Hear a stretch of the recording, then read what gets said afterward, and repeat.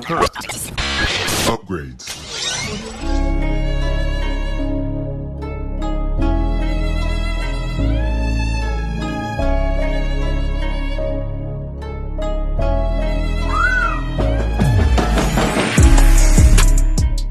Hey, it's Jorge giving you yet again another exclusive from here at Tribeca, and this one's called Empire Skate. And this documentary took me by surprise, and it is a ride. The whole point of this one is kind of it explores 1990 New York City skateboarding culture and its lasting impact through the brand Supreme, the rise of it, and the skaters who kind of shaped um, that brand and the skating in New York. And it's amazing. Like I was blown away kind of how all of this played out, and kind of the story of skateboarding in New York versus what most people are used to with like skateboarding in like the West Coast. um it was kind of neat because you almost saw this like dirty side of skating in a way, and not dirty as in like like dirty filthy, but like dirty as in like just such a different style. And I think the best I can almost explain, it's like East versus West Coast, kind of like rap back in the early 90s, like gangster rap, when you had like Tupac versus Biggie, where things just had a different flow, a different rhythm. Although it was the same type of music in terms of rap, it hit differently, and it jived differently. And you kind of see that with skaters from East Coast and West Coast. And with this, it kind of focused obviously all the skaters in the East Coast and just how gritty and raw they were, and how they didn't have half pipes and all this stuff, and they were more street skaters more than anything else. And you kind of saw the rise of a couple of different stores and different marketing venues, and how they could make things kind of work.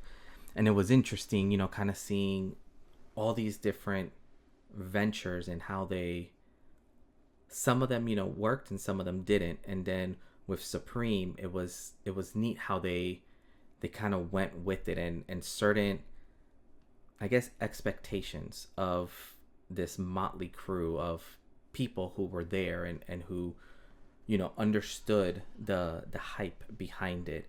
And more than anything, I mean, this is a clear definition of like supply and demand, and Supreme was able to do it in such a unique fashion, in such a unique way, where they knew that in a weird way, it's like you were selling to your consumer, who at the end of the day was going to resell, and they would do all these smaller drops. But you see this story of all these skaters who kind of got brought in through the Supreme brand, and who were the original skaters involved in it, and how Supreme basically changed their lives in a way, and how they changed Supreme's brand. It's very unique, how they were explaining, when they found the store that they ended up having their first store at, how it almost became like this like mecca, this like hub for all skaters.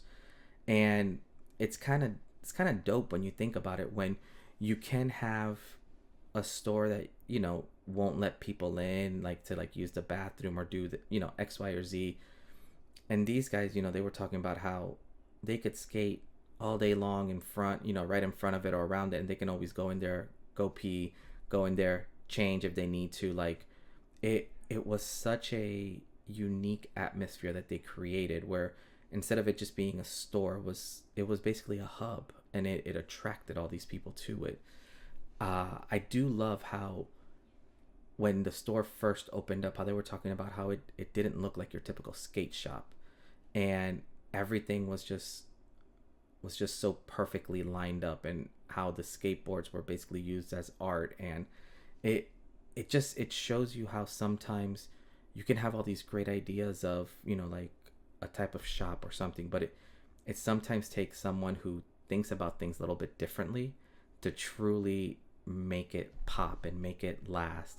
And you can see that till today. I mean, obviously Supreme is still a huge brand that people lust over.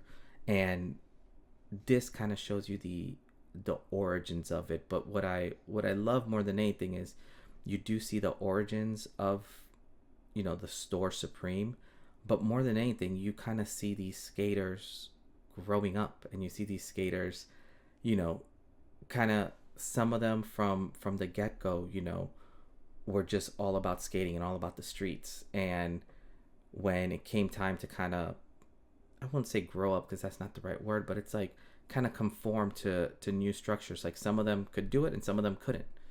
And it was really neat. It was also, I mean, some of the footage that they had, I love, like love old school skate footage, especially like street footage. This almost brought me back, and I mean, way back into like the CKY days, with like Bam Margera, where he would record a lot of his skating stuff before, the whole, like Jackass crew and all that stuff. When, he cared about skating and he cared about doing like big jumps and stunts like that. And this kind of showed that grittiness. Like you kind of saw that reckless, like, videoing in the 90s that people did. And I loved how they were able to execute that flawlessly between the interviews that they were conducting, as well as showing you like a lot of these like clips and a lot of these, videos that they had. Like it flowed so seamlessly. So I definitely will say, the director Josh did a fabulous job in being able to integrate both of these things, and where you kind of get this raw 90s clips of skating with, obviously the clips of today. But overall, this was a great, sports documentary.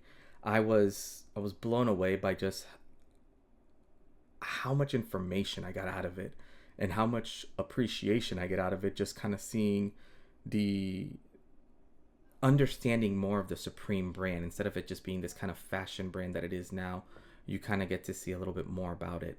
But overall, this was a great one. If I had to rank this from 1 to 10, solid 7, like a solid 7. I would definitely recommend it. But as always, this is Jorge, and we'll see you next time. Peace.